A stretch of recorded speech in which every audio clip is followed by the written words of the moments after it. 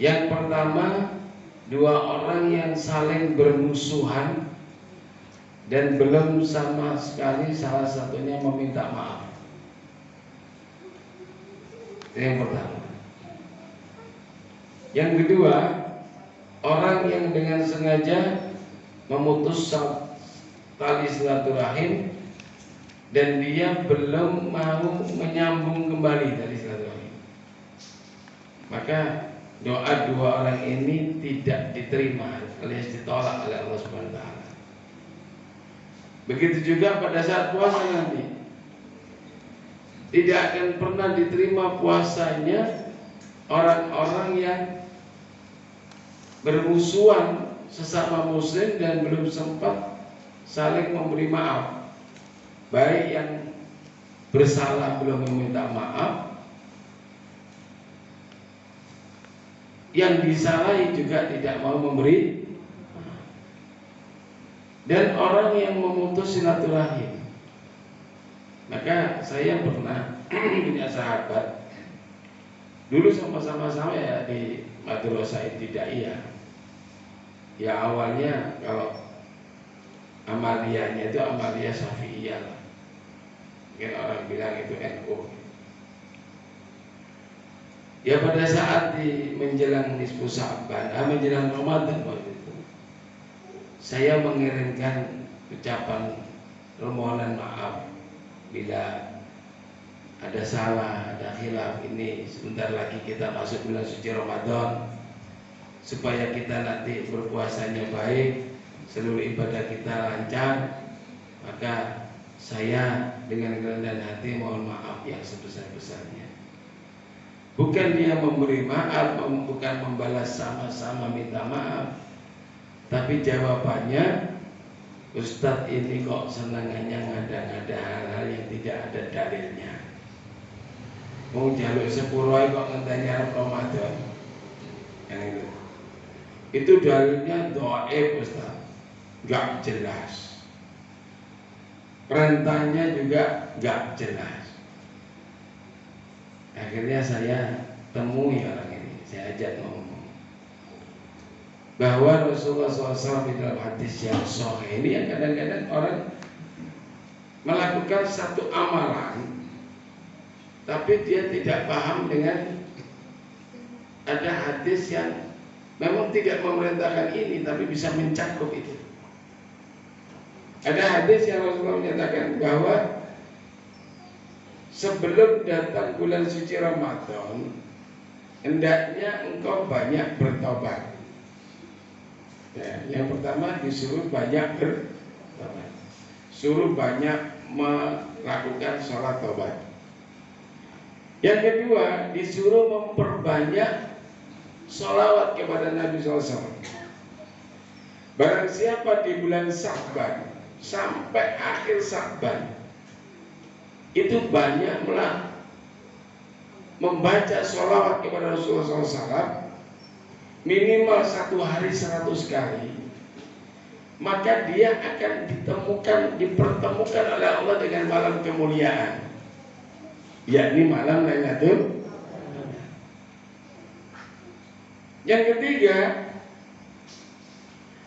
hendaknya engkau mempersiapkan sebaik mungkin bacaan Al-Quran, karena di bulan Ramadan itu yang paling utama harus banyak baca Al-Quran, mengulang-ulang, kalau bisa 3 hari khatam sekali, ya minimal 10 hari sekali lah minimal ya. Ibunya Imam Syafi'i itu setiap hari khatam Quran 3 kali. Waktu Imam Syafi'i di dalam kandungan itu, ibunya setiap 3 hari mengatakan Quran. Waktu Imam Syafi'i lahir, sehabis ditetai, terus kemudian tidur, sambil menidurkan Imam Syafi'i di bangkuannya, dibaca Quran setiap 3 hari kata. Maka jangan heran kalau Imam Syafi'i 7 tahun sudah hafal Quran, karena sudah terbiasa mendengarkan Quran sejak di dalam kandungan. memperbanyak bacaan Quran agar apa? Waktu Ramadan itu nggak kagok mau Quran ini. Soalnya Mr. B. Yang keempat, Rasulullah menyatakan hendaknya mensucikan diri, hatinya, pikirannya, jiwanya, dan melepas segala macam masalah hidup. Kalau punya salah segera minta maaf. Ini banyak orang yang nggak sadar. Kalau saya tiap hari berzina, ya, saya tiap hari, tiap malam berzina, ngelonde bahasanya, tapi tuku, dibayar, orangnya jualan, saya beli, tidak ada masalah. Menjelang Ramadan saya tobat, 3 hari sebelum Ramadan saya tobat nasuha, minta ampun sama Allah, selesai. Karena dosa saya cuma dengan Allah. Kalau urusannya hanya dengan Allah, itu cukup kita minta ampun pada Allah dengan benar-benar tobat dan menyesali perbuatan yang kemarin dan berjanji kepada Allah untuk tidak mengulangi lagi perbuatan itu, selesai. Hapus dosa kita. Tapi kalau dosa dengan sama makhluk, masih punya utang, mendolimi, pernah menghina, pernah memfitnah, berbagai macam dosa sesama makhluk. Kalau kita tidak selesaikan satu dengan yang lain, ini ke bawah, tidak ada ampun. Allah tidak bisa ngampuni. Ada cerita kan? Ada orang mau masuk surga, sudah tidak ada amalan buruknya, timbangan baiknya jauh lebih baik, jauh lebih berat. Saat mau masuk surga, dihadang satu orang, dibengok oleh satu orang ahli neraka. Pak malaikat, jangan kau masuk surga lagi. Kenapa? Orang ini mendolimi saya, sakit hati saya itu kebawa mati. Sampai saya mati, orang ini belum minta maaf sama saya.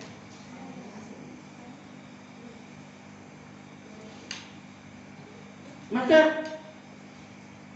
disampaikan sama Allah. Akhirnya Allah berkata kepada si fulan ini, baik kalau begitu, agar sama-sama enak, amal baiknya orang ini saya kurangi untuk nutup dosa-dosamu, biar kamu sama-sama ke surga. Gak mau. Enggak, saya gak mau dia masuk surga. Saya maunya biar dia merasakan sakitnya saya dulu di neraka. Bagaimana rasanya sakitnya, tersiksanya orang di dalam neraka. Dia bisa masuk surga. Jadi sering saya ingatkan, dunia zaman sekarang ini orang mudah sekali memutus silaturahmi, menyakiti orang lewat WA, lewat apa. Kadang marah sedikit diblokir. Orangnya sakit hati, dia nggak sempat minta maaf sampai mati, terhalang ini. Jadi minta maaf itu memang kapanpun boleh, tidak harus menunggu sebelum Ramadan. Tapi alangkah baiknya kalau kita ulangi lagi sebelum masuk bulan suci itu, kita sama-sama minta maaf, saling minta maaf. Ngopo kudu diribut masalah hadis doib, apa gak doib? Kenapa gak kamu lihat hadis yang sini? Kalau kamu lihat ini kesolehannya, maka ini tercakup gitu. Sama orang ribut, dalilnya puasa Rajab, puasa ini, puasa Sa'ban, dalilnya apa? Loh, kenapa enggak melihat satu peristiwa? Seorang sahabat datang kepada Rasulullah SAW, Abu Dzar datang kepada Rasulullah SAW, ya Rasulullah, saya ini ingin berpuasa selama sisa hidup saya. Saya ingin berpuasa setiap hari sampai saya mati. Ini izin Rasulullah. Rasulullah nggak melarang. Cuma Rasulullah menyatakan sebaik-baik puasa sunnah adalah puasa Daud. Maksudnya menyatakan sebaik-baik puasa sunnah adalah puasa Daud. Berarti apa? Yang disampaikan Rasulullah ini, kowe poso pendino oleh, tapi tidak lebih baik dari puasa Daud. Gitu. Berarti apa? Kalau Rasulullah itu menyatakan sebaik-baik puasa sunnah adalah puasa Daud, kecuali puasa yang terlarang. Apa? Puasa di 3 hari tasyrik terlarang. 11, 12, 13 Dzulhijjah. Puasa wisol haram hukumnya. Puasa di 2 hari raya Idul Adha dan Fitri itu haram hukumnya. Puasa mengkhususkan puasa di hari Jumat nggak boleh. Tapi pas Yaumul Bid ketemunya Rabu, Kamis, Jumat boleh. Kamis, Jumat, Sabtu boleh. Atau bukan Yaumul Bid, tapi kita memang niat mau puasa 3 hari. Kamis, Jumat, Sabtu boleh. Asal tidak dikhususkan di hari Jumat. Berarti apa? Ya puasa Saban ya nggak apa-apa gitu loh. Gak ada dalil yang melarang. Puasa sunnah Rajab juga nggak masalah. Tetapi ada hadis Hasan yang menyatakan dari Aisyah. Nah, kalau dari Aisyah itu sudah hadis yang luar biasa. Aku tidak pernah melihat Rasulullah puasa sunnah sebanyak di bulan Sa'ban. Jadi puasa sunnahnya Rasulullah itu paling banyak di bulan Sa'ban. Jadi terlepas dari perdebatan, perbedaan dan sebagainya, kita harus mengambil jalan tengah. Kalau itu kebaikan, jalankan. Tidak ada satupun kebaikan yang membawa ke neraka, itu tidak ada. Orang baik kok masuk neraka itu kan lucu gitu. Orang puasa itu baik nggak? Orang zikir itu baik nggak?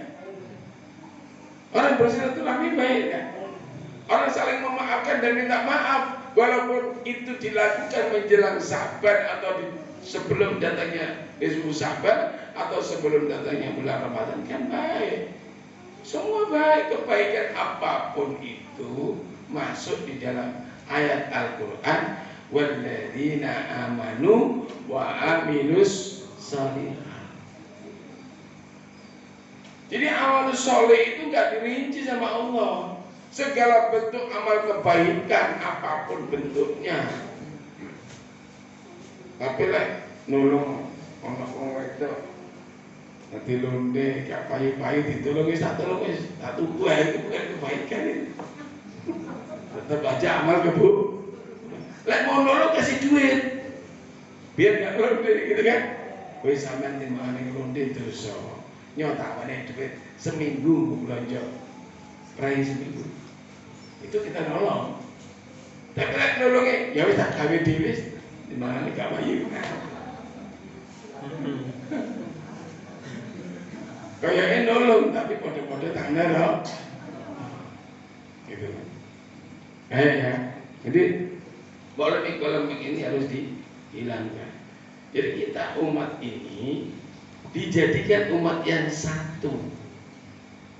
Apapun kita, mau kemana kita, warna kulit kita apa, Allah yang ngomong kok. Allah ciptakan manusia ini dari berbagai macam warna kulit, bahasa, bangsa yang berbeda. Saya ngomong Quran. Dan apa tujuannya? Lita'arafu, untuk saling untuk saling menyambung satu sama lain. Gitu loh. Saling mengenal, bukan saling bermusuh. Perintahnya jelas. Kita disuruh buat baik kepada seluruh manusia. Khuluqin nas bi khuluqin hasanin. Berbuat baiklah kepada seluruh manusia, gak peduli Hindu, Buddha, Kristen, Katolik, api ono kabeh selama orang itu juga baik dengan. Lepas bersama-sama muslim malah musuhan, malah singkur-singkuran, hanya karena beda golongan, hanya karena beda apa. Lucu kan? Ya, Allah sendiri, Rasul memerintahkan kita berbuat baik kepada seluruh manusia. Kenapa? Lu manusia itu ciptaan Allah semua. Perkara dia Hindu, Kristen dan sebagainya nanti urusannya sama Gusti. Yang nomor 4, orang yang dijamin tidak bakal masuk surga itu istri yang mendurhakai suami, istri yang berani kepada suami. Saelek-elek wong lanang, ya, saelek-elek wong lanang, sebejat-bejatnya wong lanang, selama dia masih menanggung hidup keluarganya dengan baik, masih bertanggung jawab kepada keluarganya, sehingga nafkah lahir batin. Pertama. Kedua, dia masih menjalankan ibadah kepada Allah, khususnya masih mendirikan sholat 5, maka tidak ada alasan istri kita cerai. Istri itu, wanita itu kalau tanpa alasan yang syar'i meminta cerai kepada suami, itu dijamin tidak masuk surga. Bahkan mencium baunya surga saja dilarang. Imam Syafi'i menjelaskan, istri yang dirindukan oleh Allah, istri yang sangat dicintai oleh Allah, seorang wanita yang sangat dirindukan kehadiran oleh Allah, dicintai Allah. Bahkan Allah ngalem-ngalem di kalangan malaikat itu bukan wanita yang banyak puasanya, bukan wanita yang banyak sholat malamnya, bukan wanita yang rajin maca Quran itu, tetapi wanita yang dirindukan Allah, sangat dinanti oleh Allah adalah seorang istri yang bila dia bertengkar dengan suaminya, walaupun dia benar, tapi dia justru lebih dulu meminta maaf kepada suami. Jadi menenangkan. Dia ini benar, tapi bojone dipeluk ya ampun, aku sing salah, aku ya 10 wis. Wis ya aku sing salah. Saya yang salah. Enggak ada yang jelek yang salah kecuali saya. Ngel. Oh, surga itu ya kalau surga ditutup 1000, masuk mampu Jumatan 2000, rasanya surga 2000. Surga itu aneh. Orang mau mendapat kenikmatan dunia aja susah kok, apalagi mau mendapatkan kenikmatan surga. Susah. Tapi itulah ujian. Kenapa? Karena memang kodrat wanita itu harus taat patuh kepada suami, ikuti apa maunya suami. Anak-anak masak ditarik lagi, mumpung ada sekolah. Paten ono sih, iki lemah bukunya jadi kebiar gitu. Orang saya nolak. Wanita itu kalau menolak ajakan suaminya, terus suaminya ini dongkol, maka semalaman dia dikutuk malaikat, seluruh malaikat mengutuk, melaknat. Dan bila dia mati sebelum fajar, dia mati dalam keadaan terlaknat. Ada wanita hafal Quran, ahli ibadah, api luar biasa, meninggal.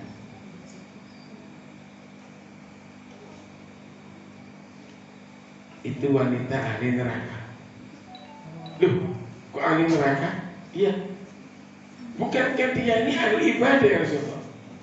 Dia ini sergap maca Quran, sergap pengajian, sergap dzikir, sergap sholat malam. Kok dikatakan ahli neraka? Iya, karena suaminya nggak ridho pada dia. Jadi seorang wanita itu bila dia mati, sementara suaminya nggak ridho pada dia, belum ridho, maksudnya masih marah, masih menyimpan sakit hati, jengkel, itu nggak masuk surga. Walaupun cuma sholat 5 waktu, maca Quran ini kadang-kadang memang Jumat Yasin toh, Jumat isu Yasin tabarok, jarang kosong, tapi suaminya sangat ridho kepada dirinya. Mati masuk surga, dijemput bidadari. Jadi ridhonya wanita itu ada di suami, maka suami itu dijaga. Jangan cuma dilihat jeleknya saja. Kemarin saya ada yang minta nasihat, gegeran. Saya bilang, selama orang itu melihat buruknya, maka seluruh baiknya akan tertimbun. Terus lah, elek menungso itu mesti ono. Apabila kamu tidak menyukai sesuatu yang ada pada diri suamimu atau istrimu, kata Al-Quran begitu kan, maka bersabarlah. Bersabar. Karena apa? Karena sesungguhnya Allah itu memberikan banyak kebaikan yang lain yang kamu belum dapatkan. Kesusun dulu elek. Coba, kenapa? Banyak wanita-wanita gagal ini. Wanita sekarang banyak yang gagal. Nikah, tidak lama punya anak satu, cerai. Nikah lagi nggak lama punya anak satu, cerai. Iya kan? Karena tujuannya dunia. Sing didelok gantenge, sing didelok penggaweane, sing dilihat pekerjaannya, dilihat hartanya, dilihat tampannya, yang dilihat titelnya, tidak pernah melihat agamanya. Padahal untuk selamat itu taruhannya kepada agama. Orang bisa baik kalau agamanya baik. Maka saya bilang, saya tidak akan pilih-pilih mantu. Kalau ada orang melamar anak perempuan saya kan sudah mantu kan, saya panggil, saya kasih Quran, baca Quran. Bacaan mah beradul, mulia sekali. Belajar Quran saya. Lihat bacaanmu benar, tajwidmu benar, makhrajmu benar, lamar anak Quran. Sekalipun kamu udah kerja, tak jamin insya Allah. Kalau aku makan, Gusti Allah jamin dia akan bakal kebu. Jadi lihat dulu agamanya yang pertamanya.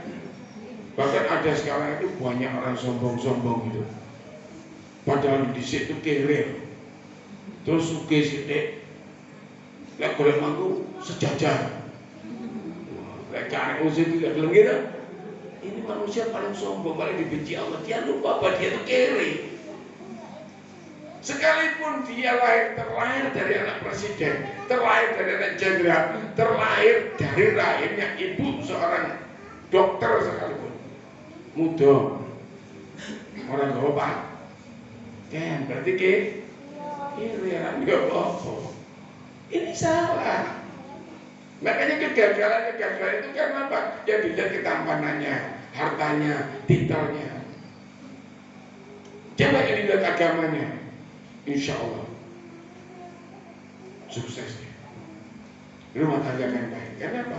Orang yang ngerti agama pasti takut kepada orang yang takut kepada Allah, selalu menghargai sesama manusia, apalagi kepada istri, apalagi pada suami. Saya dulu sering loh beliin celana dalam istri saya, sampai diketawa-ketawain sama SPG. Loh bener ya? Saya jalan-jalan ke mall, ada konternya Pirkadin. Pirkadin itu kan bagus, mahal. Celana dalam harganya 150.000 ya, itu boleh. Pas diskon 50%. Wah, ketepaan diskon, saya carikan. Saya telepon istri saya, Bun, ukurannya gitu. Kenapa? Jangan dalam ini dong api diskonan. Katanya jaga bapak ini lucu nggak lucu. Saya ingin membahagiakan istri kok. Ya bener ini, sering banget. Cuma yang nggak pernah belikan BH saya. Soalnya bingung ukurannya. Masa SB gini tak cek lagi. Ini mbak.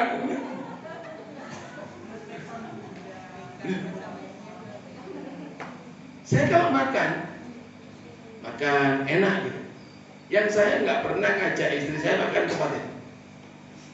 Saya telepon. Saya lagi makan di sini, saya makan ini, kok enak? Mau nggak kamu? Kalau mau tak bungkusin. Ya nggak apa-apa bungkusin. Makan apapun, selama itu enak, saya telepon ke rumah. Kalau saya dekat ibu saya tak telepon, Bu, aku lagi makan ini. Enak Bu, ibu suka nggak? Ya nggak apa-apa, bungkusin. Hal sepele kan? Tapi itu mampu mengangkat, mengeluarkan energi positif untuk istri semakin sayang pada Tapi kalau bemol tak kewandeng. Jika menggok. Kalau kata kewandeng menggok orang nggak ada duit. Ya. Nah, istri itu durhaka kepada suami. Suaminya juga harus muhasabah, harus intro. Suami itu punya 5 kewajiban pada istri. Ya, punya 5 kewajiban. Kalau 5 kewajiban ini sudah dipenuhi, kok istrinya durhaka, istrinya masih berani pada suami, berarti ini sudah istri berteman dengan saya. Nah, seneng nang nero. Apa yang pertama? Kewajiban pertama suami kepada istri itu ngayomi. Ngeloni itu nomor tahun. Ngomong kan ngeloni di sini. Ngayomi. Jadi bagaimana seorang suami mampu ngayomi, mampu memberikan perlindungan, rasa aman kepada istrinya. Baik rumahnya bisa ditempati dengan baik, dengan aman, dengan nyaman, atau lingkungannya, atau keadaan hati suaminya itu mampu menenteramkan suami istri. Jadi diayomi, dijogo, dilindungi, dia segala hal yang baik. Yang kedua di bahasa Jawa itu ngayemi, memberikan ketentraman. Jadi suami itu wajib memberikan rasa aman, rasa tentremi hati, damainya hati, tenangnya pikir. Pernah nggak punya suami yang tiba-tiba gini, Ma, Bu, Bun, atau apapun panggilannya, atau sayangku, alhamdulillah ada 30 juta, simpen ya, barangkali nanti ada kebutuhan mendadak saya nggak di rumah, simpen di tabungnya Bunda. Pernah gitu? Pernah nggak ada suaminya gitu? Astagfirullahaladzim. Ada datang di sini suaminya, kalau datang di foto.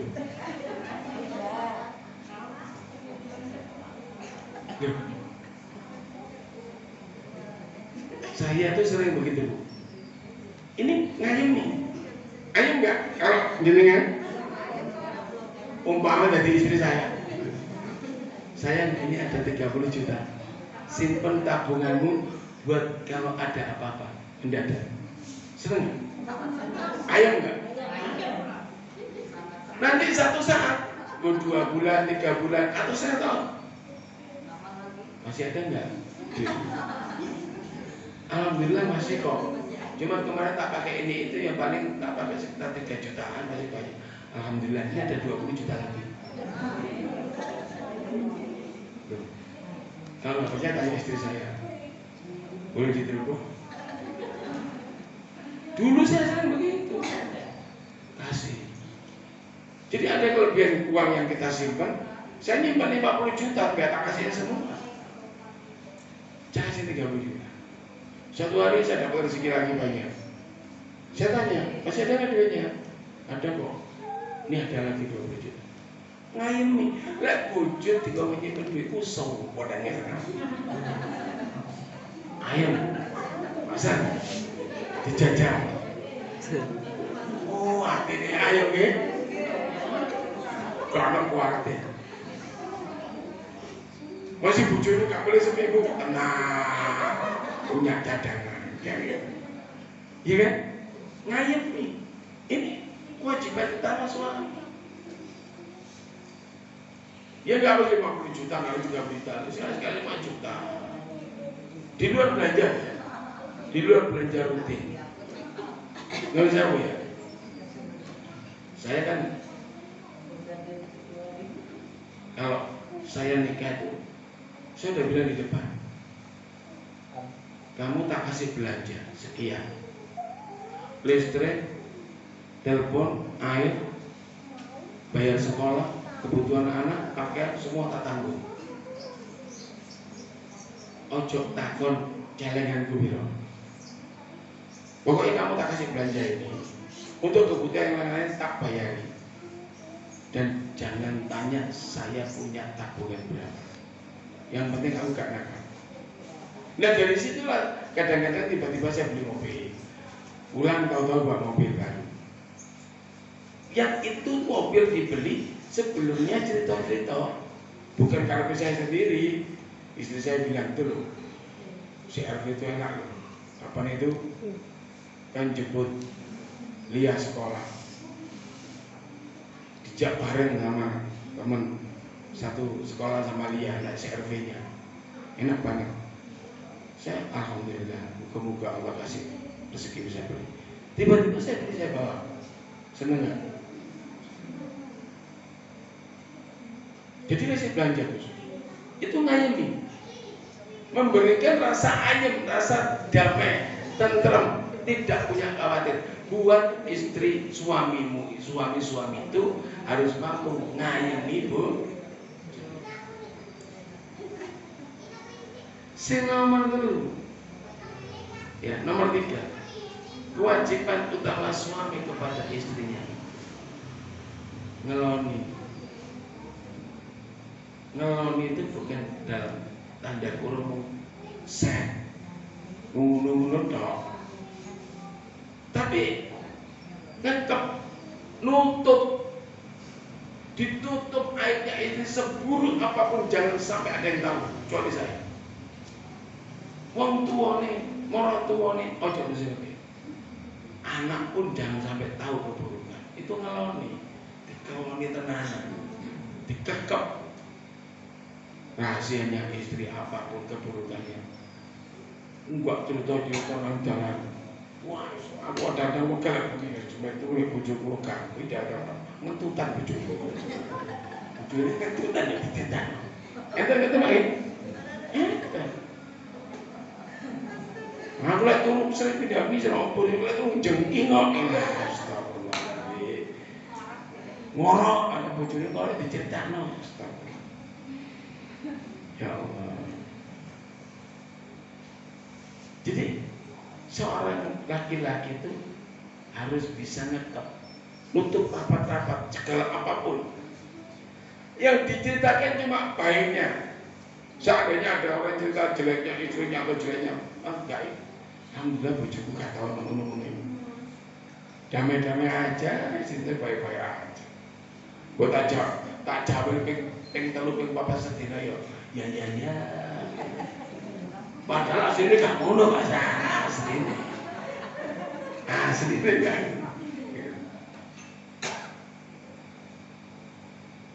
Itu yang nomor 3. Yang nomor 4, kewajiban seorang suami kepada istri itu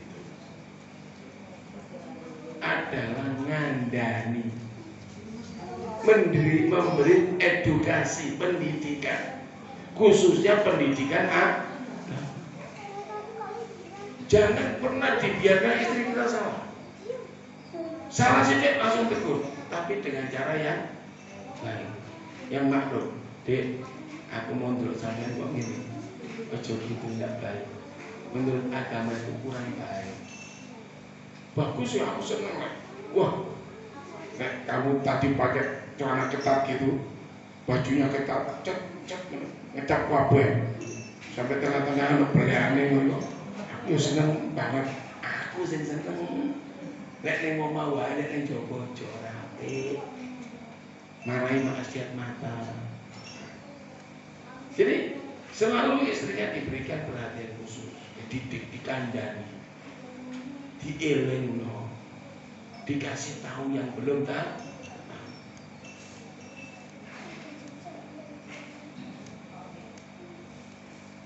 Yang kelima, kewajiban seorang suami kepada istri itu menafkahi. Jadi seluruh kebutuhannya, seluruh apapun yang menjadi kebutuhan istri itu suami harus nafkahi, memenuhi. Nafkah itu mampu memberikan apa yang dibutuhkan. Apa yang dibutuhkan bojone? Aku pengen ini, lagi kamu kasih. Jadi aku ingin tunggu ke lupa. Nah, tapi duit belanja dia gak bisa ini tak tukar lo sesuatu kayak belanja.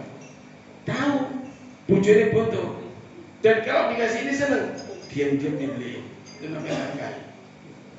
Memberikan sesuatu yang sesuai dibutuhkan. Kalau 5 ini sudah dijalankan seorang suami modern itu jarang ada, jarang. Ya, maka tidak ada alasan bagi istri untuk tidak taat kepada suami. Gitu. Apakah suami nggak boleh Pak ngelingno? Apakah nggak boleh seorang istri ngelingno bojone mengingatkan suaminya kalau suaminya bersalah? Boleh, tapi dengan cara yang maklum. Jangan sampai menimbulkan emosi. Jangan sampai emosi. Pas tidur. Nah, kewajiban istri apa? Pada istri. Kewajiban istri kepada suami. Yang pertama, kewajiban seorang istri kepada suami mentaati apapun yang menjadi perintah dan kemauan suami. Selama perintah dan kemauannya tidak bertentangan dengan syariat Islam, tidak bertentangan dengan Quran dan hadis. Yang nomor 2 apa? Kewajibannya menggembirakan, nyenengno, muasondo, wong kono kaya apa. Tolong dino iki 50.000. Ya, tapi guyu aja. Oh iya. Sehat ya Pak. Alhamdulillah kan, nggak ada masalah kan Pak. Tapi ya Ibu saya ketahui, Pak, nggak masalah. Cuman seminggu, saya ketahui setahun nih Pak.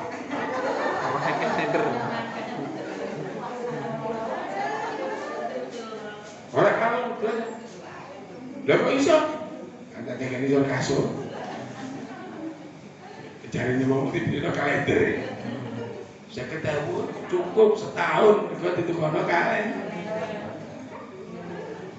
Jadi seorang istri itu harus pandai mengambil hati suaminya. Neng itu wis pokoknya sak mangkel-mangkel wong wedok ora kena sampai menyinggung perasaan suami. Tidak boleh. Emang ibadah bersolatnya jujur. Makanya Kanjeng Nabi ngomong ono perselisihan, ajak istrimu sholat berjamaah. Jangan ke masjid, ajak istrimu sholat berjamaah berdua di kamar. Ayo deh, jamaah ayo, nggak habis sekali-sekali. Cik rada mesra, karepe bojone mesra. Walau tuh, amin.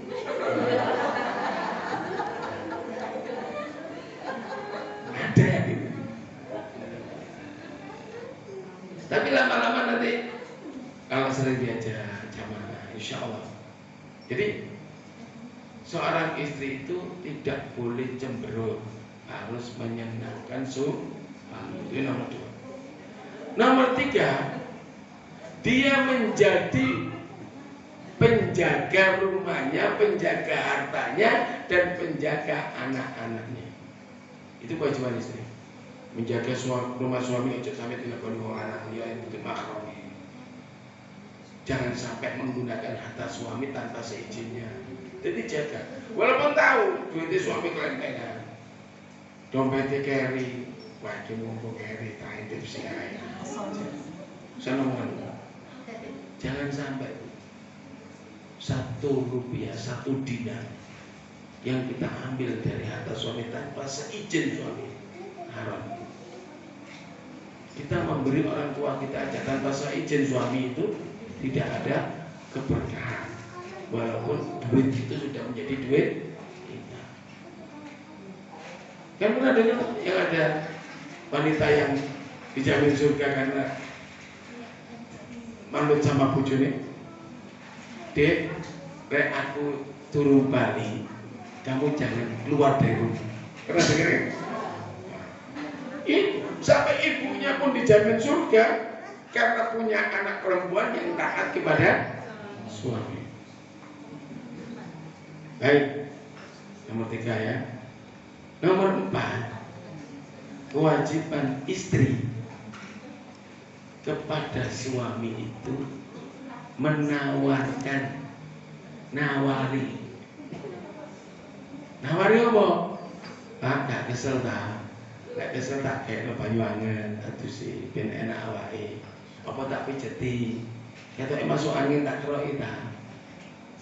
Kalau istrinya suaminya gak sehat, gak sakit, gak apa, tawani. Nanti malam gitu enggak.